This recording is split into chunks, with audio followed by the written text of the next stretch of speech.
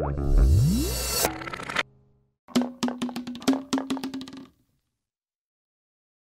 there. Good morning. It's good to be here. It's a very beautiful place. My name is Diógenes Brito, or Diógenes Brito, if you're my mother or want to say it in Spanish. Most folks call me Dio. I'm a designer and an engineer. I say engineer because I studied product design, that's physical product design, a mechanical engineering major at Stanford, and I've been paid to do software engineering from time to time.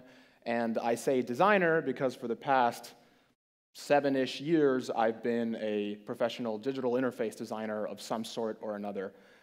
First at Squarespace, where I was a design engineer doing front-end development and design. Squarespace is a website publishing platform. Then I was at LinkedIn as a user experience designer on the profile team. And now I'm at Slack. I'm a senior product designer there, been there almost 4 years now. And these days I work primarily with the platform team.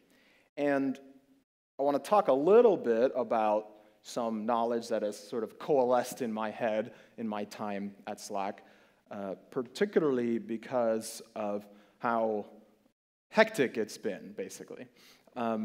When I was at Squarespace, I didn't work with any product managers because they hadn't hired any at the time. At LinkedIn, I worked with exactly 2.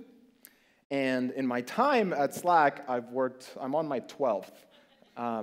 And it's been about 15 or so large initiatives or projects launched and a bunch of smaller stuff. So it's been, growing gangbusters. It's been a little crazy.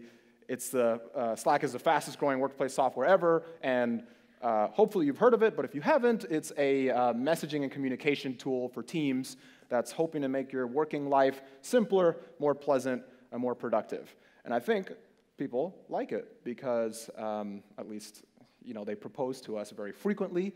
They say other nice things. And just to give you a sense of how fast it's been changing, it feels like it's been a different company every couple of weeks because in my time there, it's gone from 40 to over 1,000 employees very, very quickly. So I've, seen some things, okay? And I'm going to try to pass on a little bit to you. So one thing I think a lot about, maybe it's imposter syndrome, I don't know, it's what should a designer be doing anyway? I'm not going to talk to you about what is design because that is a trap. It's a waste of time.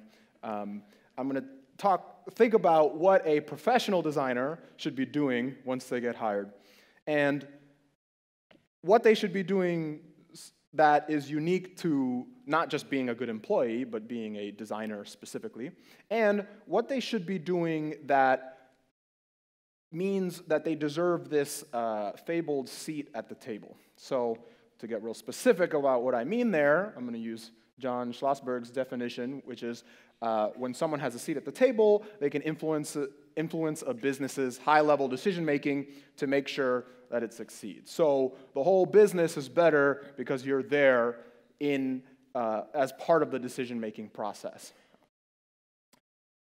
And my theory here is that the reason that a designer should belong in that room with all the other bigwigs is that they can empower their teams to make better decisions faster. You add a normal team with a designer, and you end up with a super team. Great. Okay. So what is it you're supposed to be doing? How is this the case? Anticipation. Okay. Let's say that you are a designer. This is you. And you probably, just to get the common denominator here, you probably have a set of hard skills. Most likely, you can put pixels together in some arrangement on screen. That's pretty cool.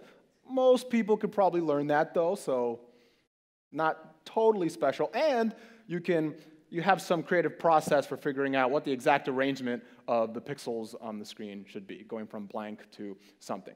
That's pretty cool. You haven't crossed the threshold into you belong at the table. But I think you would if you function in these three roles that I'm about to describe. And these three roles are roles that anyone could assume, but I think a designer is uniquely suited to make these primary roles their primary concerns on an ongoing basis, and this is how they can turn their teams into super teams. So the first role is that of a facilitator. And that means assisting others in refining and transmitting ideas. And I'm very careful to say assisting others in refining and transmitting their ideas, the whole team, because most of the ideas that you should be helping to refine and transmit are actually other people's ideas, because it turns out that most of the people on your team are not you. A good designer is also a steward. They support and protect empathy in the creative process. This is something that we're uniquely suited to do, and they are also connoisseurs, maintaining a high bar of quality. So I'll talk about each of these a little bit.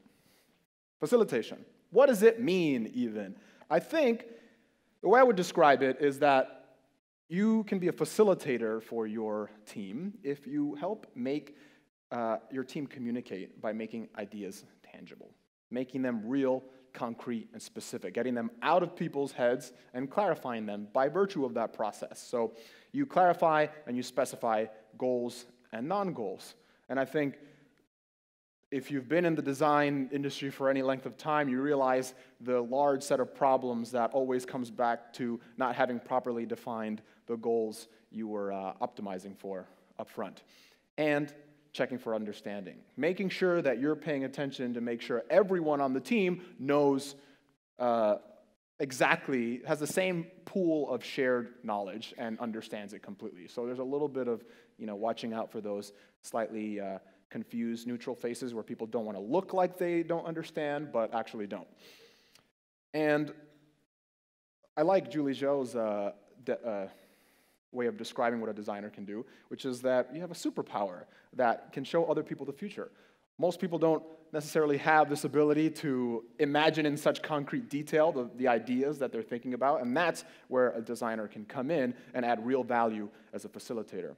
This is an example of a way I did this a couple years ago, which is I was the lead designer on the Slack app directory, and apps are things that you can install on your Slack workspace that integrate other tools. And after we finished all the design, I went back and made this diagram to help the team understand exactly which pages were new, which were different, which were behind authentication, which weren't. And this was all about facilitating engineering conversations and understanding. This is another example where early on in the process, before we had any idea what the design would be, I made a long series of these wireframes purely so that the engineers could have some options to talk about and really nail down the technical design early on in the process.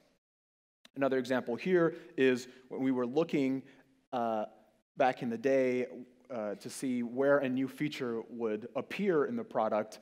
There was a lot of sort of hand-wavy, vague references to where it might be, and I went through and I made these sort of slightly higher fidelity than wireframe mock-ups to show, hey, these are a bunch of entry points where we could put this feature. So, you're a facilitator. You're making ideas concrete, tangible. You're clarifying goals, and you're checking for understanding. The next role is that of stewardship. So I mean this in both senses of the word of supporting and protecting.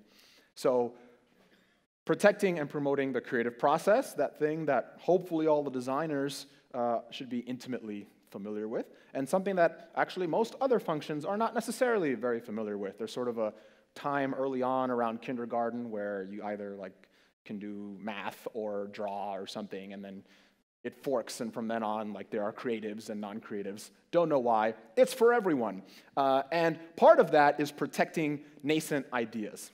That what Ed Catmull calls ugly babies. And this one I think is super important because when you have a team of people with a bunch of diverse opinions,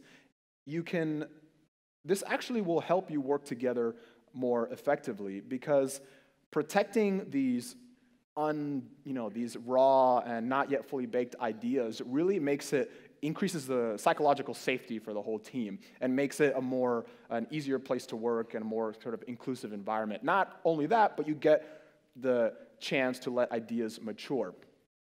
And a designer is uniquely suited to help with that. And then there's the spreading the user perspective. I think the creative process, or the preferred one, is really one that's very in touch with the user, a user-centered creative design process. All the rage these days, I know, but worth saying that designers are the ones who should always be keeping this at the forefront of their mind as one of their primary concerns. I mentioned being the designer on the first version of the app directory. How do I go back here? Here is an example of the many, many iterations that led up to the final version of the directory. And you see there's plenty of horrible garbage in here. But everything was changing all at once. There's a lot of different ideas and a lot of different versions. And part of the creative process is letting this happen and letting some of these ideas come to the forefront and bake a little bit more. And there's a lot of different kinds of creative process. This is one of my favorites. This is the one I learned at school pretty much, the IDEO style, empathize with the user first and kind of sink into research and then define the problem, ideate, prototype, test. But it really doesn't matter what specific framework you're using, as long as you're using a creative process that is user-centered and that you're sharing that with the rest of the team. At Slack, we tend to do it more in this structure. This is, I think, what's it called, double diamond method. Essentially, you're diverging and converging twice in the process. First around what the actual problem is, and then around the solution. And that's how we tend to structure it at Slack. Now, as a steward, you're promoting and protecting a creative process, protecting the nascent ideas, and spreading the user perspective. The last primary role of a designer, I think, is being an arbiter of taste. This is the one that is maybe the one that draws people, the least important, but also a primary role, and the one that people love to do the most. They say, hey, this thing sucks. How bad is this thing? Let me explain to you why this is the best. And that's part of the job. You have to elevate your team's taste, find what's good, share it, and teach them why. It's not just for you, it's for your entire team. And you're also holding the quality line, which I'll talk a little bit more about in a bit, what that means. And the medium. As a connoisseur, you have to know what's out there, what's possible in in the medium in which you're working. So, speaking of quality, because being a connoisseur is being an arbiter of taste, and that means you're finding what the best design is. That's kind of a tricky question, because what does best even mean? There's a lot of different ways to define that. In fact, here's a fun example. These are ice cream shoes. They don't make these anymore, unfortunately. This Pharrell designed these, I think, with Adidas. Anyway, they're super dope. They're my favorite. And you'd think we would have figured out shoes by now. But this is just a small subset of what I found when searching specifically for ice cream shoes. And there's a lot out there. This is just barely scratching the surface. So obviously, there's some subjective, there's a point of view here that's specific to people. But I think that what we can all agree on is that it's about quality. Being a connoisseur is detecting quality. And quality is subjective too, you say. Well, I think it isn't insofar as quality is considered. Quality is the idea that every detail of something is deliberate and on purpose and represents some specific point of view and some sort of goal that you're optimizing for and trading off for. And when every detail is considered, that is when you can tell something is of high quality. So when I say that you are taking part in connoisseurship, that you're taking the role as a connoisseur, as a designer, you are elevating your team's taste, you're holding that quality line, and you know the medium. So, you should be a facilitator, a steward, and a connoisseur. You do these things, and you'll probably, get a chance to affect the the business's high-level decision-making for the better. And this is a good thing because if you're supercharging your team, it's good that you're in there. Now, this is the subtitle of my talk, and I haven't talked anything about salsa music so far, so why is this a subtitle? Really, I just want to get the chance to talk about salsa music to you folks. But how it came up is that I was eating dinner with a couple of friends of mine. Shout out to Dureti, Ibu, and Jurema here. And I was looking for a metaphor to kind of describe how a lot of what a good designer should do, or the output of a great designer's work, is not readily apparent, and not necessarily what you would initially pick up on by just looking at the output or looking at the surface level. And I wanted something a little better than the, ye old iceberg metaphor. 90% of the mass is beneath the surface. This is a good metaphor, but they pitched the idea of, hey, what about salsa music? You explained that to us one time.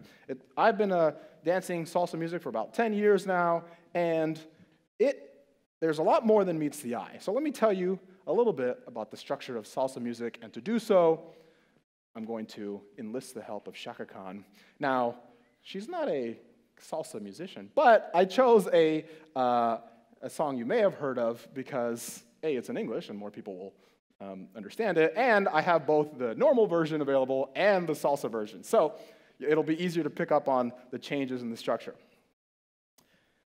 Here is it's not musical notation, but it should be an accessible way to represent time. There's two measures here, and if you're a musician listening to a metronome to kind of keep timing, you'll hear it on every downbeat. 1, 2, 3, 4, 1, 2, 3, 4. And the original Ain't Nobody song is structured around that metronome.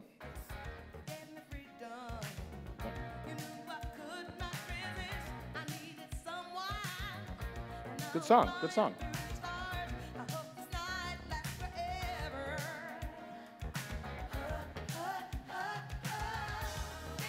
Okay, cool. Now, salsa music is actually structured around an uneven metronome, a rhythm called the clave. The clave has 5 hits here, a 3-side and a 2-side. And there's a couple of different versions. I'm showing you specifically son clave, but whatever. The point is, there's an uneven metronome split across 2 measures. And that does an interesting thing to the music that's built on top of it. So let's hear the salsa version of that same song.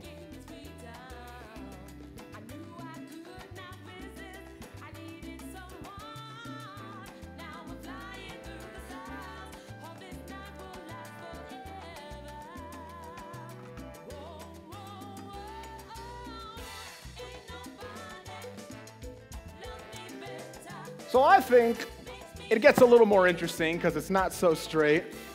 But if you're not used to listening to salsa music, you're probably not picking up on the insane layers of complexity that lead to this.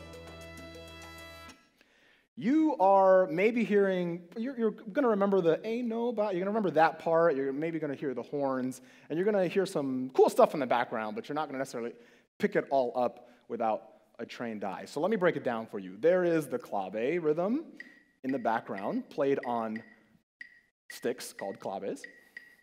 And that's, this is 3/2 clave. There's a rhythm called martillo. Martillo means hammer, played on the bongos by another person, who sometimes will switch to a bell if it gets loud, but let's just talk about the martillo rhythm.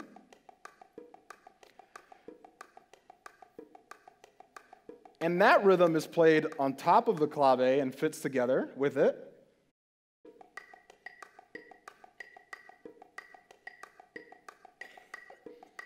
And you'll see how these kind of layer on top of each other in a way that's pretty interesting because it's not a straight metronome. Now, there's also a person on the bongos, or on the conga, playing a rhythm called tumbao. And tumbao sounds like this.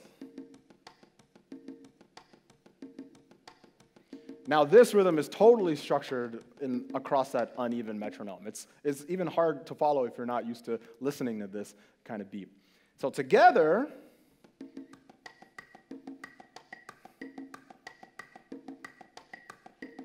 and there's more layers in the percussion section. There's a rhythm called cáscara played on timbales and on the sides of the timbales. Cáscara sounds like this.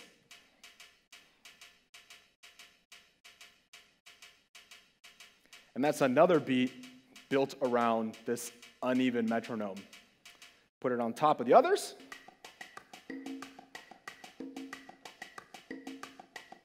See if you can hear all the different layers together. And now we come to Montuno, which is the pattern played on the piano. That's also known as guajeo on the piano. And it's just a set of chords that are sort of played in sequence, arpeggiated, I believe the term is. You kind of walk up and down the chord, and then played like a percussion instrument. I mean, the piano is a percussion instrument, but played more for percussive purposes than melodic purposes, I think. And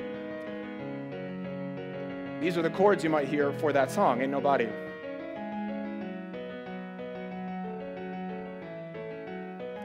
So all together now.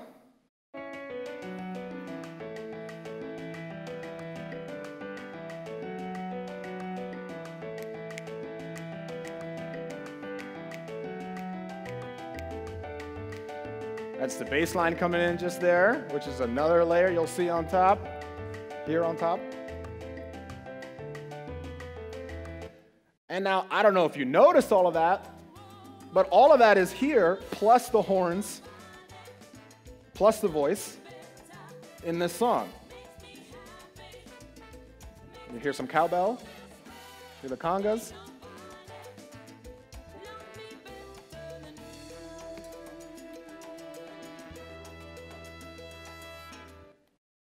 So, that's everything together. Now, hold up a moment. What does that have to do with design? Really, nothing. I am trying to stretch this metaphor to its absolute limits. But the point is, there is a lot going on, and teach you a little bit about salsa music. There's a lot going on beneath the surface that you wouldn't necessarily initially think of, or even spot if you hadn't been told to look for it first. Hopefully, between the first time you heard the song and I played it and the last time, you picked up on a whole set of new pieces. And that salsa structure is entirely built up from the rhythm of the clave. So the clave is the key, but it's not necessarily the thing that you can pick out initially, that you know is there. You'll remember the voices and the horns up top, but it's all built from the bottom up from the clave. And this is a good metaphor, I think, for good design work and effective teamwork, because you'll see when a team is working well and good design work is coming out, you'll see the super team, but you won't necessarily see all the pieces that are getting that are making up that efficient work. So, like salsa music, good and efficient design work and teamwork is built on these layers of communication and relationships and shared goals, and these roles that a primary designer can play, that of facilitator, steward, and connoisseur. And the good quality output, an effective team that puts out quality work that leads to business success, is built on top of all those layers, even though if you tried to copy it, maybe you'd only try to copy the top part because you wouldn't realize the foundation that's underneath. So, thank you.